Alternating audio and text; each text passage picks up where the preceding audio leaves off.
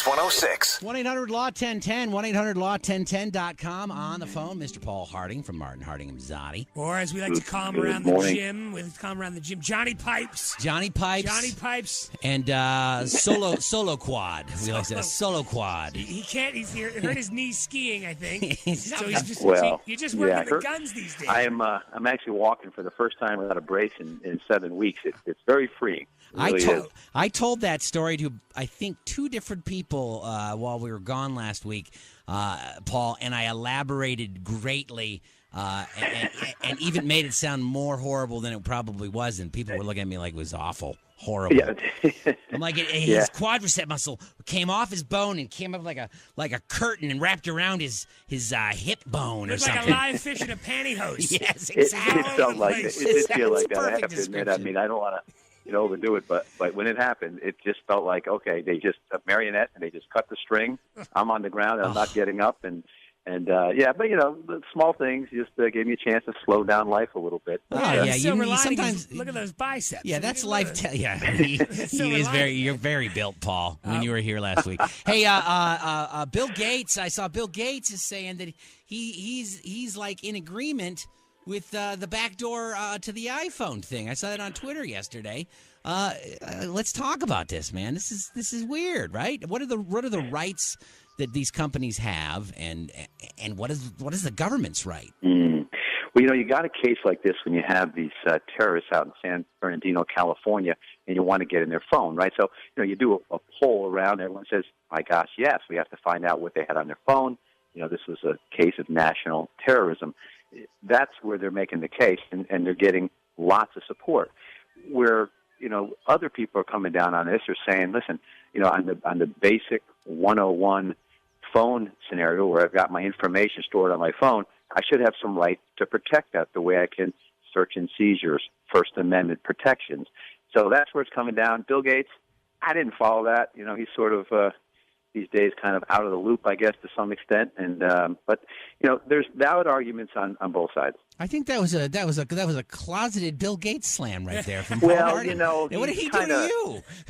He's just one of these guys that at this point, I mean, he's kind of has he's maybe outlived some of his tech usefulness, and now he does seem to be coming down on sides of issues more socially and not looking necessarily at where other people are in these. Yeah. Fair enough. Paul, am I to believe that the government doesn't already have a way to get into most iPhones? I mean, I just don't believe that.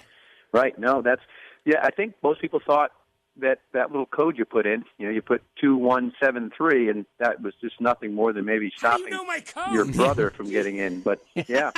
All right. And then the other thing we wanted to run by Paul Harding from Martin Harding and Mazzotti is, and tell me if this is what the meaning behind this is, but there's the Chicago cop who is suing the estate of the teen that he killed because he was left with emotional distress. I think this was the one shortly after Christmas where he actually killed the teen and then a woman standing behind the door as well. How often does this happen where the cop turns around and sues the estate of the person he killed? Yeah, never. I mean, I did take a look and try to see if I could find any other case even remotely on point, and I couldn't.